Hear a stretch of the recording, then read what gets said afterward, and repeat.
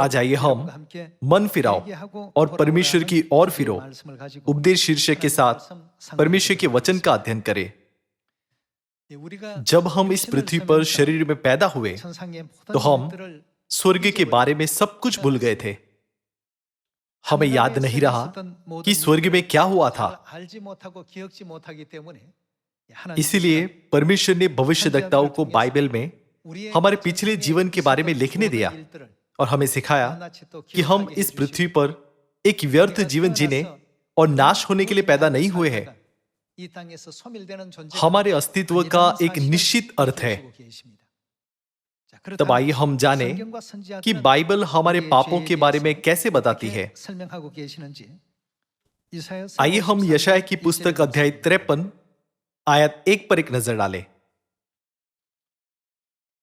जो समाचार हमें दिया गया उसका किसने विश्वास किया और यहोवा का भुजबल किस पर प्रकट हुआ, क्योंकि वह उसके सामने अंकुर के समान और ऐसी जड़ के समान उगा जो निर्जल भूमि में फूट निकले। उसकी न तो कुछ सुंदरता थी कि हम उसको देखते और न उसका रूप ही हमें ऐसा दिखाई पड़ा कि हम उसको चाहते। वह तुच्छ जाना जाता और मनुष्य का त्यागा हुआ था। वह दुखी पुरुष था, रोग से उसकी जान पहचान थी और लोग उससे मुख फेर लेते थे। वह तुच्छ जाना गया और हमने उसका मूल्य न जाना। आयत 4, निश्चय उसने हमारे रोगों को सह लिया और हमारे ही दुखों को उठा लिया, तो भी हमने उसे परमेश्वर का मारा कूटा और दुर्दशा में पड़ा हुआ समझा। आइए हम आयत 5 देखें। परंतु वह हमारे ही अपराधों के कारण घायल किया गया, वह हमारे अधर्म के कामों के कारण कुचला गया। हमारी ही शांति के लिए उस पर ताड़ना पड़ी कि उसके कोड़े खाने से हम लोग चंगे हो जाएं। हम तो सब के सब भेड़ों के समान भटक गए थे। हम में से हर एक ने अपना अपना मार्ग लिया और यहोवा ने हम सबों का अधर्म का बोझ उसी पर लाद दिया। यशायाह अध्याय 53 में यह दर्ज करता है कि जब मसीह इस पृथ्वी पर शरीर में आएंगे तो वह कैसे क्रूस का दुख उठाएंगे। यीशु के पृथ्वी पर आने से लगभग 700 वर्ष पहले नबी यशायाह ने इसे दर्ज किया था। मसीह जिस पीड़ा से गुजरे वह हमारे पापों के कारण थी। जब हम यशायाह अध्याय 53 पढ़ते हैं तो हम आसानी से समझ सकते हैं कि इस पृथ्वी पर गिराए जाने से पहले मानव जाति ने स्वर्ग में क्या किया था। आइए हम यशायाह की पुस्तक अध्याय 50 आयत 1 पर एक नजर डालें। तुम्हारी माता का त्यागपत्र कहां है, जिसे मैंने उसे त्यागते समय दिया था, या मैंने किस व्यापारी के हाथ से तुम्हें बेचा।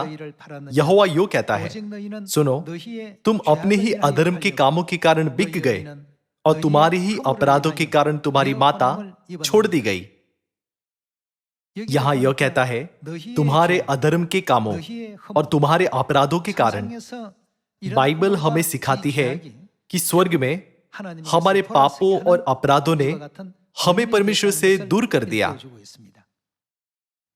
आइए हम उसी यशायाह की पुस्तक अध्याय 59 पर जाएं। यशायाह अध्याय 59 आयत 1 में लिखा है, सुनो, यहोवा का हाथ ऐसा छोटा नहीं हो गया कि उद्धार न कर सके, न वह ऐसा बहरा हो गया है कि सुन न सके, परंतु तुम्हारे अधर्म के कामों ने तुमको तुम्हारे परमेश्वर से अलग कर दिया है। इसका अर्थ है कि हमारे अधर्म के कामों ने हमें परमेश्वर से दूर कर दिया है और तुम्हारे पापों के कारण उसका मुख तुमसे ऐसा छिपा है कि वह नहीं सुनता, क्योंकि तुम्हारे हाथ हत्या से और तुम्हारी उंगलियां अधर्म के कामों से अपवित्र हो गई है। तुम्हारे मुंह से तो झूठ और तुम्हारी जीभ से कुटिल की बातें निकलती है। यहां यशायाह की पुस्तक अध्याय 59 में बाइबल हमें सिखाती है कि हमारे अधर्म के कामों ने हमें परमेश्वर से अलग कर दिया है और परमेश्वर से दूर होने के लिए पाप करने को मजबूर किया है।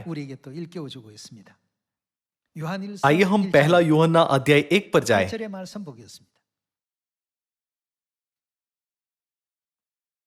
आइए हम आयत 8 देखें। यदि हम कहें कि हम में कुछ भी पाप नहीं, तो अपने आप को धोखा देते हैं और हम में सत्य नहीं। यदि हम अपने पापों को मान ले, तो वह हमारे पापों को क्षमा करने और हमें सब अधर्म से शुद्ध करने में विश्वास योग्य और धर्मी है। यदि हम कहें कि हमने पाप नहीं किया, तो उसे झूठा ठहराते हैं और उसका वचन हम में नहीं है।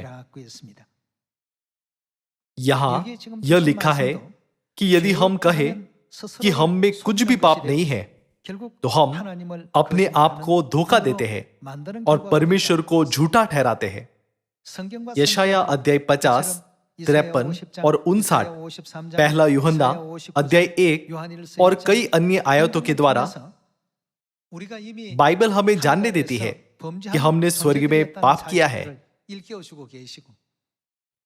हम पापियों को पापों की क्षमा देने के लिए मसीह इस पृथ्वी पर आए और क्रूस की पीड़ा को सहन किया। वह अपमानित हुए और उन्होंने मृत्यु के क्षण तक भी दुख उठाया। यह हमारे पापों के कारण था। यह बाइबल में बार बार लिखा गया है। जो लोग अपने पापों को याद नहीं रखते, वे दावा कर सकते हैं, मैं पाप रहित हूं, मैं अब तक एक धर्मी जीवन जिया है। लेकिन परमेश्वर ने कहा कि यदि कोई कहे कि उन्होंने स्वर्ग में पाप नहीं किया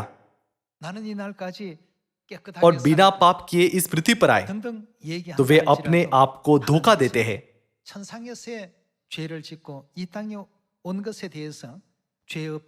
और सत्य उनमें नहीं है और वे परमेश्वर को झूठा ठहराते हैं।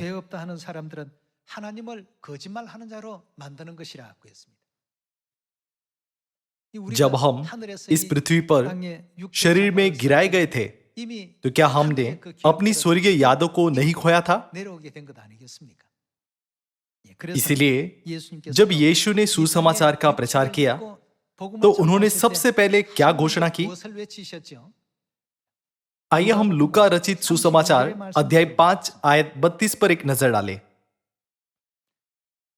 लूका अध्याय 5 आयत 32। मैं धर्मियों को नहीं, परंतु उनके आने का उद्देश्य क्या है? पापियों को मन फिराने के लिए बुलाने आया हूं। लूका अध्याय 19 में लिखा है कि यीशु खोयों को ढूंढने और उनका उद्धार करने के लिए इस पृथ्वी पर आए। यहां यीशु कहते हैं, मैं इस पृथ्वी पर पापियों को मन फिराने के लिए बुलाने आया हूं। अतः ये पापी कहां से आए? चूंकि पापियों को स्वर्ग से इस पृथ्वी पर गिरा दिया गया था, इसलिए यीशु इस पृथ्वी पर उनकी अगुवाई करने के लिए आए। बाइबल में यह सभी वचन परमेश्वर की सच्ची शिक्षाएं हैं। भले हम अपनी स्वर्गीय यादों को भूल गए हो, लेकिन हमें यह नहीं कहना चाहिए, मैंने कोई पाप नहीं किया, मैं धर्मी हूं। इसके बजाय हमें बाइबल की शिक्षाओं को स्वीकार करना चाहिए और महसूस करना चाहिए कि स्वर्ग में हमारा ऐसा अतीत था। ऐसा करने के द्वारा पश्चाताप का कार्य होना चाहिए, ताकि हमें स्वर्ग और इस पृथ्वी पर हमारे पापों से क्षमा किया जा सके। पूरी बाइबल में पश्चाताप के बारे में बहुत सारी अभिव्यक्तियां हैं। आइए हम मत्ती अध्याय 3 आयत 1 पर जाएं। उन दिनों में यूहन्ना बपतिस्मा देने वाला आकर यहूदियों के जंगल में यह प्रचार करने लगा। वह क्या कह रहा था? मन फिराओ, क्योंकि स्वर्ग का राज्य निकट आ गया है। यूहन्ना बपतिस्मा देने वाला एलिया के मिशन के साथ आया था। उसने यीशु के लिए मार्ग तैयार किया। जब यूहन्ना बपतिस्मा देने वाले ने सुसमाचार का प्रचार किया, तो पहली बात जो उसने कही वह थी मन फिराओ। आइए हम मत्ती अध्याय 4 आयत 17 पर जाएं। आइए हम आयत 17 देखें। उस समय से यीशु ने प्रचार करना और यह कहना आरंभ किया, मन फिराओ, क्योंकि स्वर्ग का राज्य निकट आया है। इन वचनों के द्वारा हम पुष्टि कर सकते हैं कि हम इस पृथ्वी पर बिना किसी कारण के नहीं आए। आइए हम मरकुस अध्याय 6 पर जाएं। मरकुस अध्याय 6 आयत 12 में लिखा है, तब उन्होंने जाकर प्रचार किया। उन्होंने क्या प्रचार किया? कि मन फिराओ, और बहुत सी दुष्ट आत्माओं को निकाला और बहुत से बीमारों पर तेल मलकर उन्हें चंगा किया। प्रथम चर्च में यूहन्ना बपतिस्मा देने वाले ने घोषणा की, मन फिराओ। यीशु ने भी घोषणा की, मन फिराओ। जब चेलों ने सुसमाचार का प्रचार किया तो उन्होंने क्या घोषणा की? उन्होंने प्रचार किया कि लोगों को मन फिराना चाहिए। तब मन फिराने का क्या अर्थ है? परमेश्वर की संतानों को क्या करना चाहिए जो परमेश्वर से दूर हो गए हैं? यह लिखा है, परमेश्वर की ओर फिरो। हमारे सांसारिक लालच के कारण हमारे हृदयों ने संसार का पालन किया और परमेश्वर से दूर हो गए। हमें परमेश्वर की ओर फिरना चाहिए और उनके बारे में सोचना चाहिए। इसीलिए परमेश्वर ने पर्वों को नियुक्त किया। उन्होंने हमारे लिए अपनी व्यवस्थाएं स्थापित की। पश्चाताप उन सभी बलिदानों में निहित है जो परमेश्वर को चढ़ाए जाते हैं। सबत का दिन, फसह, अख़मीर रोटी का पर्व और प्रथम फल का पर्व, 3 बार के 7 पर्वों में पश्चाताप पाया जाता है। पश्चाताप हमें परमेश्वर की ओर फिरने देता है और यह पर्वों में निहित है। इसलिए जब हम परमेश्वर की व्यवस्थाओं का पालन करते हैं तो इसका मतलब है कि हम अपने मनों को परमेश्वर की ओर फिराकर पश्चाताप करते हैं। इसीलिए हमें पश्चाताप करने से रोकने के लिए शैतान ने परमेश्वर की व्यवस्थाओं को क्या किया? शैतान ने परमेश्वर की व्यवस्थाओं को मनुष्य के नियमों में बदल दिया। ऐसे भ्रष्ट नियमों में पश्चाताप निहित नहीं है।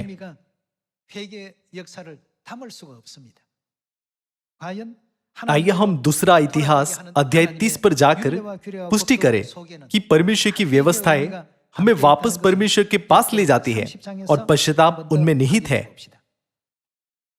आइए हम दूसरा इतिहास अध्याय 30 आयत 6 देखें। इसलिए हरकारे राजा और उनके हाकिमों से चिट्ठियां लेकर राजा की आज्ञा के अनुसार सारे इजराइल और यहूदा में घूमे और यह कहते गए, हे इजराइलियों, अब्राहम, इसहाक और इजराइल के परमेश्वर यहोवा की ओर फिरो। यहूदा के राज्य और इजराइल के राज्य ने परमेश्वर पर विश्वास किया, लेकिन उस समय वे दोनों मूर्ति पूजा की ओर फिर गए और अन्य देवताओं की उपासना की। अतः परमेश्वर ने राजा हिजकिय्याह को यह संदेश देने के लिए यशायाह नबी को भेजा। राजा हिजकिय्याह ने अनुग्रह पूर्वक फसह को स्वीकार किया और दक्षिण यहूदा और उत्तरी इजराइल को फसह मनाने के लिए एक पत्र भेजा। पत्र में उसने लिखा, परमेश्वर की ओर फिरो। परमेश्वर की ओर फिरने के लिए हमें क्या मनाना चाहिए? परमेश्वर की ओर फिरने का मार्ग फसह मनाना है। आइए हम आयत 9 के साथ जारी रखें। यदि तुम यहोवा की ओर फिरोगे तो जो तुम्हारे भाइयों और बाल बच्चों को बंदी बना के ले गए हैं वे उन पर दया करेंगे और वे इस देश में लौट सकेंगे, क्योंकि तुम्हारा परमेश्वर यहोवा अनुग्रहकारी और दयालु है। और यदि तुम उसकी ओर फिरोगे तो वह अपना मुंह तुमसे न मोड़ेगा। इस प्रकार हरकारे, अप्रेम और मनश्शे के देशों में नगर नगर होते हुए जबूलून तक गए, परंतु उन्होंने उनकी हंसी की और उन्हें ठट्ठों में उड़ाया।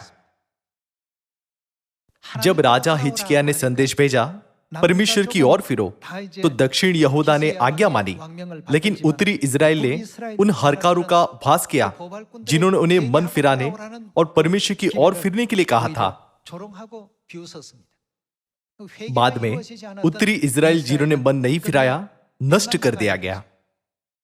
दक्षिण यहूदा के लिए जिन्होंने मन फिराया, परमेश्वर ने अपना अनुग्रह प्रदान किया और एक रात में 1,85,000 अशूर के सैनिकों को नष्ट कर दिया। 유월절을 지킨다는 그 अतः 자체가 हम समझ सकते हैं कि फसह मनाना पश्चाताप का कार्य है। 볼 수 있겠습니다. 그래서 परमेश्वर के सभी नियमों और आज्ञाओं में परमेश्वर की ओर फिरने और पश्चाताप करने का अर्थ है। 회개한다는 이와 같은 그 의미를 그 속에 전부 담고 있습니다. आइए हम मलाकी की पुस्तक अध्याय 3 के साथ जारी रखें। मलाकी अध्याय 3 आयत 7 में परमेश्वर कहते हैं, अपने पुरखाओं के दिनों से तुम लोग मेरी विधियों से हटते आए हो और उनका पालन नहीं करते, तुम मेरी ओर फिरो। 내게로 돌아오라 하고 했습니다. मेरी ओर फिरो का अर्थ है पश्चाताप करना। भले इसे थोड़ा अलग तरीके से व्यक्त किया गया है, लेकिन इसका एक ही अर्थ है, तुम मेरी ओर फिरो तब मैं भी तुम्हारी ओर फिरूंगा। सेनाओं के यहोवा का यही वचन है। परंतु तुम पूछते हो, हम किस बात में फिरे? वे परमेश्वर से पूछ रहे हैं, हम किस बात में फिरे? 하나님께 반문합니다. आइए हम आयत 8 देखें। क्या मनुष्य परमेश्वर को धोखा दे सकता है? पर देखो, तुम मुझको धोखा देते हो और तो भी पूछते हो, हमने किस बात में तुझे लुटा है? दशमांश और उठाने की भेंटों में तुम पर भारी शाप पड़ा है, क्योंकि तुम मुझे लूटते हो, वरन सारी जाति ऐसा ही करती है। सारे दशमांश भंडार में ले आओ कि मेरे भवन में भोजन वस्तु रहे। और सेनाओं का यहोवा यह कहता है कि ऐसा करके मुझे परखो कि मैं आकाश के झरोखे तुम्हारे लिए खोलकर तुम्हारे ऊपर अपरंपार आशीष की वर्षा करता हूं कि नहीं। परमेश्वर की ओर फिरो, यह अर्थ परमेश्वर के नियमों में निहित है। दूसरे शब्दों में यह पश्चाताप है। क्या इसी कारण से परमेश्वर ने हमें उनकी शिक्षाओं का पालन करने की आज्ञा नहीं दी? जो परमेश्वर की शिक्षाओं की अवज्ञा करते हैं, वे वह है जिन्होंने पश्चाताप नहीं किया है। जो परमेश्वर की शिक्षाओं का पालन करते हैं, वे वह है जिन्होंने पश्चाताप किया है। यह अर्थ परमेश्वर के नियम में निहित है। इसीलिए जब परमेश्वर इस युग में इस पृथ्वी पर आए, तो परमेश्वर ने नई वाचा की व्यवस्थाओं को पुनर्स्थापित किया जो नष्ट हो गई थी, ताकि मानव जाति पश्चाताप कर सके। जो लोग उनकी शिक्षाओं को स्वीकार करते हैं, वे वह है जिन्होंने पश्चाताप किया है, और जो उनकी शिक्षाओं को स्वीकार नहीं करते, वे वह है जिन्होंने पश्चाताप नहीं किया है। इसी कारण मत्ती की पुस्तक अध्याय 7 में यीशु कहते हैं, जो मुझसे हे प्रभु कहता है, उनमें से हर एक स्वर्ग के राज्य में प्रवेश न करेगा, परंतु वही जो मेरे स्वर्गीय पिता की इच्छा पर चलता है। उस दिन बहुत से लोग मुझसे कहेंगे, हे प्रभु क्या हमने तेरे नाम से भविष्यवाणी नहीं की, और तेरे नाम से दुष्ट आत्माओं को नहीं निकाला, और तेरे नाम से बहुत से आश्चर्य कर्म नहीं किए? तब मैं उनसे खुलकर कह दूंगा, मैंने तुमको कभी नहीं जाना। वे कौन है? हे कुकर्म करने वालों। यीशु के कहने का अर्थ था, हे मन न फिराने वालों, मेरे पास से चले जाओ। परमेश्वर के नियमों में पश्चाताप निहित है। क्या इसी कारण से पुराने नियम के समय में प्रत्येक पर्व, प्रत्येक सबत और प्रत्येक होम बलि के लिए एक पशु के लहू को बलिदान के रूप में नहीं चढ़ाया जाता था? पशु का लहू किसे दर्शाता है? क्या यह क्रूस पर यीशु मसीह के बलिदान को नहीं दर्शाता? पर वो और प्रत्येक आराधना सभाओं के द्वारा हमें सोचना चाहिए, स्वर्गीय पिता और माता ने मेरे पापों के कारण ऐसे बलिदान का जीवन जिया। केवल तभी हमारे हृदय संसार और सांसारिक लालसाओं से परमेश्वर और स्वर्ग के राज्य की ओर फिर सकते हैं। हम पहले ही स्वर्ग में पाप कर चुके हैं, इसलिए हमें इस पृथ्वी पर सांसारिक लालच के कारण परमेश्वर और उनकी शिक्षाओं से दूर नहीं होना चाहिए। मुझे आशा है कि हम इस समय का अनुग्रह पूर्वक रूप से उपयोग कर सकते हैं, ताकि हम परमेश्वर के करीब जा सके। आइए हम मरकुस रचित सुसमाचार अध्याय 1 आयत 15 देखें। मरकुस अध्याय 1 आयत 15। और कहा समय पूरा हुआ है और परमेश्वर का राज्य निकट आ गया है। हमें क्या करना चाहिए? मन फिराओ और सुसमाचार पर विश्वास करो। क्या सुसमाचार नई वाचा नहीं है? पश्चाताप करने का मार्ग नई वाचा के सभी सत्यों में निहित है। जैसा कि दूसरा इतिहास अध्याय 30 और मलाकी अध्याय 3 में लिखा गया है, यदि हम परमेश्वर से पूछे हम कैसे परमेश्वर की ओर फिर सकते हैं, तो परमेश्वर उत्तर देंगे, मेरे नियमों के द्वारा मेरी ओर फिरो। परमेश्वर के नियमों में क्या है? मैं ऐसा करने में सक्षम नहीं था, लेकिन अब से मैं उनका पालन करूंगा। मैं परमेश्वर की इच्छा मानूंगा। मैं परमेश्वर के वचनों को अपने हृदयों में अंकित करूंगा। मैं परमेश्वर की इच्छा का पालन करूंगा। ऐसी प्रतिज्ञाएं परमेश्वर के नियमों में निहित है। तो स्त्री की शेष संतान जो अंतिम युग में शैतान के विरुद्ध खड़ी होती है, क्या मानती है? वे परमेश्वर की आज्ञाओं को मानती है। साथ ही अंतिम संत जिन्हें पृथ्वी पर से बचाया जाना है, वे परमेश्वर की आज्ञाओं का पालन करते हैं। क्योंकि परमेश्वर की आज्ञाओं में पश्चाताप का अर्थ है। इसीलिए बाइबल हमें सिखाती है कि जिन्होंने पश्चाताप किया है, वे जहां कहीं भी परमेश्वर जाते हैं, वे उनके पीछे हो लेते हैं और उनकी सभी शिक्षाओं का पालन करते हैं। सभी लोगों, हम अक्सर यह कहते हुए नई वाचा के बारे में हल्के से सोचते हैं। हम सबत का दिन और फसह मनाते हैं। हम 3 बार में 7 पर्वों को मनाते हैं और हम नई वाचा के नियमों का पालन करते हैं।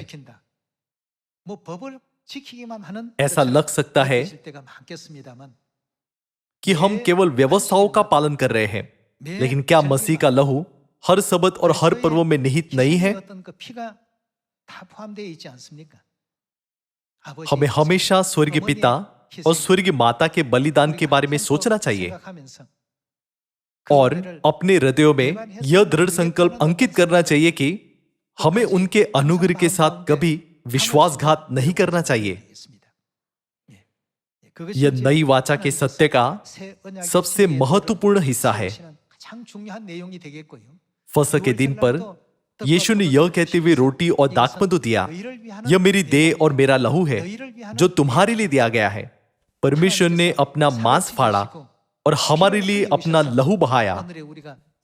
हमें इस तथ्य को कभी नहीं भूलना चाहिए, लेकिन इसे हर साल हमेशा याद रखना चाहिए। साथ ही परमेश्वर हमें स्मरण रखने के लिए कहते हैं कि सबत के दिन पर मेमने का बलिदान और नियमित होम बलि भी उनके बलिदान को दर्शाते हैं। हमें आराधना का अर्थ समझना चाहिए। इस समय किसका बलिदान हुआ? भविष्यवाणी के अनुसार सुबह और दोपहर में नियमित रूप से होम बलि के लिए यीशु को सुबह 9 बजे से दोपहर 3 बजे तक क्रूस पर चढ़ाया गया था, है ना? हमें उनके बलिदान को कभी नहीं भूलना चाहिए, है ना? उनके बलिदान और दर्द के बिना हमें कभी भी पापों की क्षमा नहीं मिल सकती। इसीलिए हमें हर क्षण, हर आराधना में उनकी कृपा के लिए स्तुति गान करना चाहिए और धन्यवाद देने की प्रार्थना चढ़ानी चाहिए। हमने स्वर्ग में पाप किए हैं और फिर भी इस पृथ्वी पर पाप करते हैं। इसके अलावा हम ऐसा दिखावा करते हैं मानो हम धर्मी हों। ऐसा करते हुए हम स्वर्गीय पिता और माता पर अधिक बोझ डालने की मूर्खता करते रहते हैं। आराधना सेवा केवल स्तुति, प्रार्थना और परमेश्वर के वचन का समय नहीं है। हमें उनके बलिदान को स्मरण करना चाहिए। अतीत में परमेश्वर को हमारे पापों के लिए अपना लहू बहाना पड़ा था। यह हमारे अपराधों के कारण था। इस तरह से सोचते हुए हमें अपने आप पर चिंतन करना चाहिए और आत्मिक दुनिया में खुद को विकसित करना चाहिए। परमेश्वर आदि ही से अंत जानते हैं और वह स्वर्ग में और इस पृथ्वी पर सब कुछ जानते हैं। इसीलिए यदि हम धर्मी होने और पाप रहित होने का दावा करते हैं 스스로를 तो हम परमेश्वर को झूठा ठहराते हैं। 하나님을 거짓말하시는 분으로 만드는 것이다. 하나님께서 इसके बारे में परमेश्वर हमें बाइबल के द्वारा गवाही देते हैं। 나는 왜 मेरा जीवन इतना थकाऊ क्यों है? यह हमारे पापों के कारण है। 우리 हम 죄 때문에 इस प्रकार के 이런 दुखों के योग्य हैं क्योंकि हम पापी हैं। 그런데도 लेकिन परमेश्वर ने हमें पापियों के जीवन के बजाय शांतिपूर्ण क्षणों की अनुमति दी। 시간을 허락해 주시고 말이죠. 그런 속에 चूंकि 살다 हम 보니까 इस शांतिपूर्ण जीवन को जी रहे हैं, इसलिए हम सोचते हैं कि हम पाप रहित हैं। 생각을 합니다. 희생이 इसी कारण हमें बलिदान, दर्द और पीड़ा की आवश्यकता है। 그래서 क्या परमेश्वर यह नहीं कहते कि सुसमाचार के लिए दुख उठाना एक अच्छा दुख है? यह महसूस करने का समय है कि हम कौन हैं, पापी हैं। आइए हम इन वचनों को अपने हृदयों पर अंकित करें। मन फिराओ और परमेश्वर की ओर फिरो, 가슴 깊이 또 아로새겨서 ताकि कोई भी स्वर्ग के मार्ग पर पीछे न छूटे। 사람도 낙오되지 마시고 यह आशा करते हुए कि सियोन के सभी परिवार के सदस्य पापों की क्षमा प्राप्त करेंगे और स्वर्ग लौटेंगे।